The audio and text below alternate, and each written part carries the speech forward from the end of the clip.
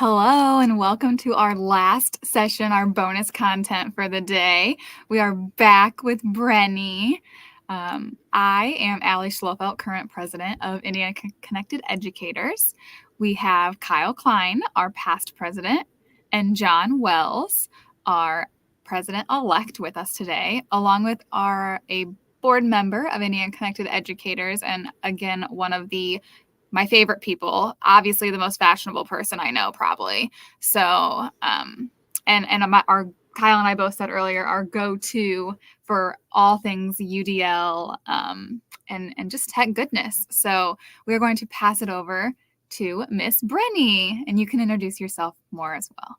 Thank you. Thank you for the warm welcome. I feel so flattered. And I realize that everything I have matches today. My Canva slides to my blazer to everything. That was not planned originally. I guess I'm just very drawn to that color palette when creating things. So thank you all for being here today. As Allie graciously said, I love talking UDL. My name is Brenny Kummer. I'm from Columbus, Indiana. So Bartholomew Consolidated School Corporation, in the southern, southeastern, central-ish part of the state. And I am going to talk today about Canva and just some really amazing tools and features in here that are unbelievable and so amazing that they exist. If you have tinkered with some of these before, I would love to hear how they've been helpful to you or your students. Everything I'm showing you today is totally free.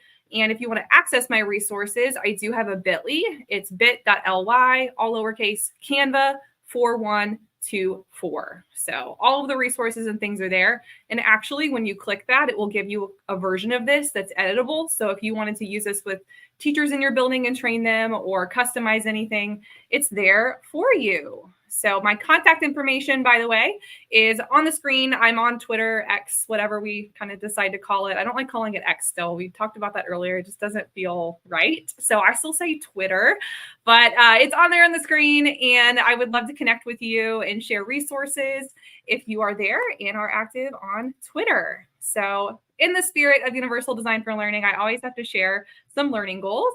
So build some familiarity with Canva today is the first one, but then also really dig into discovering some exciting Canva features. And actually, I forgot to put this on my slides, but if you really like using this tool, they do have a free event that's going to be in May. I believe it's May either 21st or 22nd. And it's called Canva Live. They have a lot of free sessions.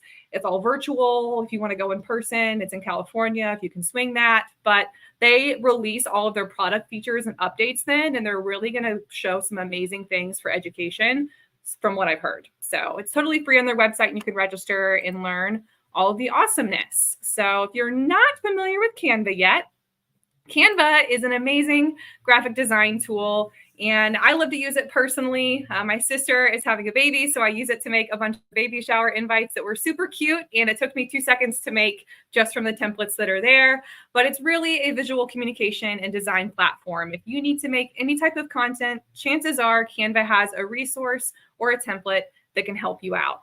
The education side of Canva is particularly amazing because you can set your school district up to have this version, and you get access to paid features, templates, video, and AI tools in the platform at no cost to you. And that's for all of the students as well as the staff in your district. And if you want more logistics on how to set that up, it's really easy. Just fill out a form on Canva's website.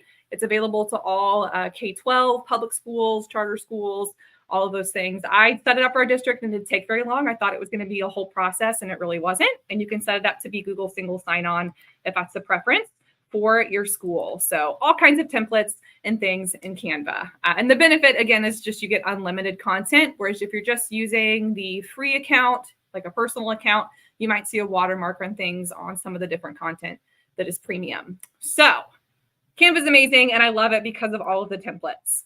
So now what we're going to do is get into some of the fun stuff today. So I'll be going back and forth between my slides here, but then also just pulling up designs in Canva as well on the screen. So I do want to model some of the things I'll be talking about today.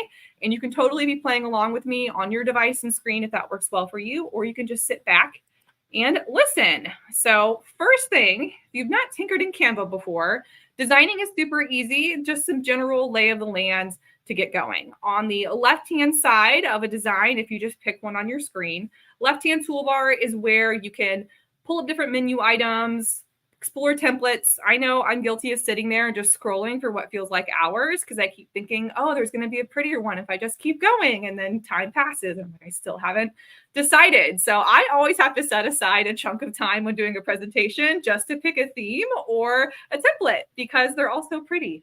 But this is also where Elements is where you can upload some content, explore content they already have, text, branding. If you like to use this for your district, we use it for a lot of our newsletters. You can upload your school colors on there and your mascot, an icon or logo, and then it's really easy to save it and incorporate that into all of your Canva designs. Or if you like a light blue palette, like I'm apparently drawn to, I could make that my own brand in Canva and then put it in all of my designs so I'm always matching. And there's amazing apps and other features on there. The editing toolbar I also have on the screen here where it kind of shows some of your text editing effects. That's if you're already on the screen tinkering with some things. That's how you customize. And then keyboard shortcuts here. I'm going to give a shout out to Nadine Gilkison. Everything I feel like I know about Canva, I've learned from her. And it's like slightly different keyboard shortcuts on here than what I'm used to on some of my Google tools. But through some of her sessions, I've seen how fast she can do things. And I was like, okay, I'm going to memorize those keyboard shortcuts. So these are the ones that I use super often. Control D is just duplicate, your usual Control C and V to paste, but forward and backward is the one that has been super helpful to me that I learned from Nadine. So it's a little bit different than what it is on other platforms. It's not Control and then the arrow to move things forward and backwards. It's kind of like those bracket parentheses. Clearly, I'm not an English teacher because I don't know the official name for those. And there's two people on here who were or are English teachers. So I probably totally butchered that title, but that's how you move things forward and backward. All right. So another thing I also learned from Nadine, I've shouted her out on this slide specifically, is one of my favorite experiences that I've had in Canva is like making things look pretty. But sometimes me trying to guess what this specific color of green is to match with this specific color right here, I'm not always the best gauge of that. Or if I look on my device right here and I'm like, I think it's this shade of green, and then I go into a different one, I realize that is not even close. You can easily color sync and have all of your palette looking the same on a design in a matter of seconds. So you can copy and paste an image to put it on a slide here in Canva. So I just have my editing toolbar open. I'm looking at everything. This pulls colors right there. But I can paste any picture into my Canva design, right click it, and that will set it as the color palette for this whole slide now or for my whole design. So if you really like a picture on the web and you think the colors look amazing and you want to put it in your Canva design without having to sit here and try to find it elsewhere, color syncing is your best friend. So if I wanted to just upload a picture, I've been doing some training on different AI tools. So here's one. This is just like a Spanish feature in quizzes AI. Upload that. I can color sync this. So apply colors to page. And now my page is purple. So it just makes it super easy if you have a picture that you really want to use or make things look consistent. And if you decide that you want to change it back, it's just super easy to undo what you just did on Canva. So learn that from Nadine, and it's totally changed how quickly I can change colors on my designs. All right. So moving on to my next Canva tip, and I'm hoping maybe I can get through like 5 or 6 of these and share some ideas on how they've helped teachers in my district too. So the next one, and I think Austin did a session earlier today about AI tools that I definitely want to go back and watch because there's so many amazing ones. Canva, like lots of other education tools, are building in AI features. And the things to know about Canva is that depending on your profile, you'll see more of these than what your students will see. So Canva has a writing assistant called Magic Write. It actually appears here if I just start typing in any of these cells. If I want to change any of my words, I can look through and it's Magic Write. It can type a whole thing for me. It can type a whole document for me if I want. It just makes my writing sound a little bit more polished, but that is only available to staff members. So I know there's some teachers that are like, I don't want my students to be using AI to write all of their work and things like that. Within Canva, the Magic Write AI is only for staff. But these other tools and features that we see here, like Magic Design and Magic AI for images and resizing, those are available to students and they're fantastic. So if you're wanting to use Canva, but maybe designing and finding pictures and creating pictures is a little intimidating because there are lots of buttons on the screen, this might be helpful for you to check out. So Magic Design's actually on the front screen on Canva. And if I pull it up, I think I actually will to show you. It can help you design something from scratch. So if you are wanting to make a product, but you're not really sure what it is, you can go to Magic Studio and it walks you through all of the different features. So Magic Design, you type in what you're wanting to make, a topic or colors, the vibe you want it to have for your audience, and it makes a sample for you. I have used this for presentations quite a bit. We've been doing a lot of presentations at our middle schools and helping families get connected and know what tech tools and things that we have. And I don't really love some of the color palettes and our like district colors. It's kind of like a very dark burgundy, and it's not like super fun and bright. So I went in here and wanted to be welcoming and cute, and it helped me make something a little bit more visually engaging than just our typical brand colors. The other AI tools that are here are AI images, and then also Magic Switch and Resize and AI video. So I love this Resize and Magic Switch because there are times where I really like this slide I've been working on, but I want to put it into like a newsletter and not take up like the whole entire screen, or I want it to be a picture that I can link on my newsletter, and I just need it to be resized. So if I come up here at the top of my screen, I can access this Resize and Magic Switch, and I specify the size of this document. So if I want this to be a bigger printable, like a 8.5 by 11, I can easily do that. And the amazing thing is that whenever you resize it, it creates a fresh copy. So you never lose some of your formatting in your work in the original. And then the other AI tools are really for creating some media and content in Canva. So there's some really amazing ones for making images, as well as making videos. I have tinkered with the video one a little bit, and I wonder if I can get it to, if I still have examples on here. Last time I used it, those of you who know me know I have 2 Siberian Huskies. So I was having it make a video with Siberian Huskies wearing cowboy hats because I was going to Texas for an event. I was like, oh my gosh, it was like rodeo Huskies, and it was adorable. And I spent way too much time typing in prompts just to see how cute it would look. And it did a really good job. But this is the space here. If you just go to Elements and scroll further down, AI Image Generator is one of the top ones. So I'm just going to have it use this one. The prompt that was already there, but it can create a picture, or over here is how you toggle to video. We're going to have it make a Gothic castle with dinosaurs, but this part is totally free. Some of the other AI generation tools out there for images and media do come with a price tag, or they limit you and the number of them that you can use on any given day. It's like purchase tokens or something, but this is not one of the tools that does that. So here we go. We have a castle with some dinosaurs. So your designs can be amazing things that probably did not exist. Like the dinosaurs were definitely not around during the medieval era, but wouldn't it be cool if they were? That would kind of be terrifying, but also interesting. So you can add in things like this. And I've seen teachers use the AI image generators as a teacher using it to put as a nice conversation piece to start a lesson or a unit. Some of our middle school English language arts teachers were using it for figurative language, and they put some on the screen. The students had to guess what it was.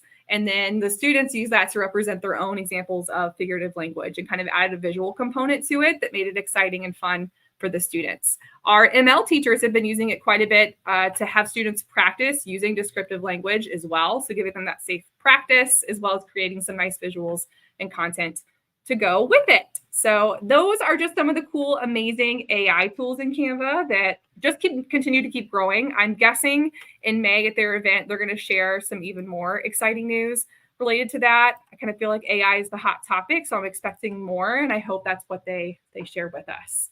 So if you like to be extra, then this is amazing for you. I always love to like add some flair to my presentations, as you can probably tell from all of the different GIFs and things that I have going on.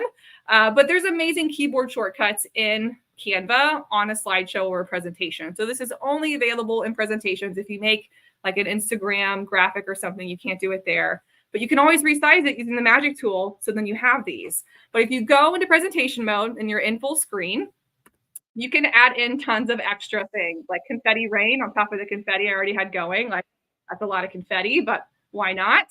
Drum roll, animation, which is super fun. Mic drop. I was in a class the other day where a student had a really amazing response to the question the teacher asked, and the teacher did that, and all of the kids were like going crazy. They loved it. Thought it was so much fun. Blur slide I like. So if you want to get students' attention or pause to think about something, that's a good way of doing that. Press it again. The O, not zero, letter O, just bubbles. It makes me think of like the soccer team where they sing the song from Ted Lasso, Tiny Bubbles, if anyone is a soccer fan. We have quiet here. That's great. You know, maybe your principal's about to walk in for your unannounced observation. You're like, I need to get the kids' attention really quickly, but be a little subtle. That could be the way of doing that. Curtain call. Suspense, if you like to build some drama before you're going to teach a new topic, or maybe you do that for the kids' presentations. And then the one that I think is probably the most practical is if you enter any number on your screen, it will bring up a timer. If I realize, oh, 1 minute wasn't enough, we need 4, I can do that, press the number 4 again, and it closes it. And there's nice little ambient music there in the background. The next one I'm going to show you is also a feature in Canva presentation mode. And then I'm going to do maybe 2 more and wrap up. And this is one that I love, especially if you are presenting in a setting where maybe your audience, they don't all have laptops or computers, maybe they're joining from phones, or if you're working with people who don't have the same like Google domain as you, and you just want to make this really easy to get feedback from people in presentations without them having to sign in and go through a whole process like that. So Canva has a feature where your slides can be interactive, where you can have a nice Q&A feature going the whole time that you're presenting. So if I'm in presentation mode, at the very bottom of my screen, I have some different buttons here, some nice keyboard shortcuts like what I just showed you, timers. But there's one right beside the keyboard button that's Canva Q&A with Canva Live. So it's going to give me a menu here. Say, do I want to start this session? And I'll click Start. And then my audience can go in. They can either enter with a link and enter this code or just scan the QR code on the screen. I can copy and paste it if I'm doing like a virtual setting. And I can ask them questions and they can be popping up here on this right-hand side. I don't have to keep this open the whole time. If it's making my slides a little bit smaller than what I would like, I can always hide it. But it's really nice. It shows who shared the question. You can upvote things if you have the same question as someone else. So I've used it for just general Q&A, but I've also used this in presentations where I have a specific question and I want to see people's answers to that one. And it stays open until you decide to go through and end it. So it can actually stay open for several days if you want to. So people can come back to that and ask more questions afterwards. Last little Canva presentation mode hack is if you are like me and always like having a clicker, but the batteries on it are dead, then this is super handy for you if you're presenting. Your cell phone can actually act as a clicker for your presentation. So super easy, bottom of your screen. Again, it's under the More menu or the 3 ellipses dots here. Share remote control, and then you share the QR code, copy the link, and it gives access to that. So makes it super easy to share on any device.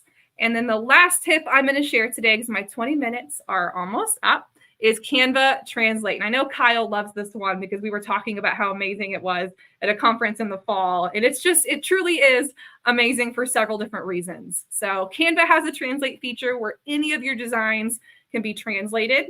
But the way that this is even better than just being able to translate is that anytime you upload a design into Canva, like a PDF, you can use this feature and then it makes the PDF editable. And if you've ever tried to edit a PDF, you know that's an experience on its own. They're not designed to be edited. It's not a super easy thing to do. So if I just go to Canva, always I can pull up designs that I'm already working on. I can create a new one and have it translated. But if I just upload a PDF right here, then I can have that translated, any type of file. And it really does do a nice job. We have used this to update some of our training guides for resources in different languages.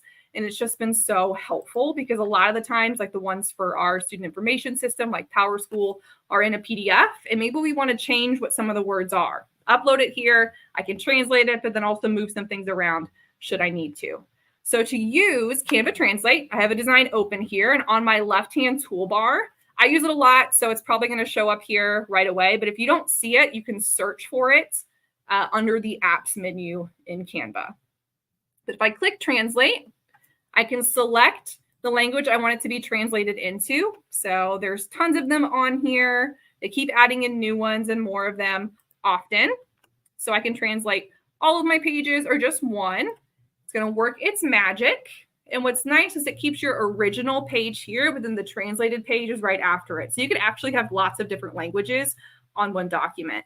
Our principals have been using this to translate communication for families, for back to school night, open house, that type of stuff.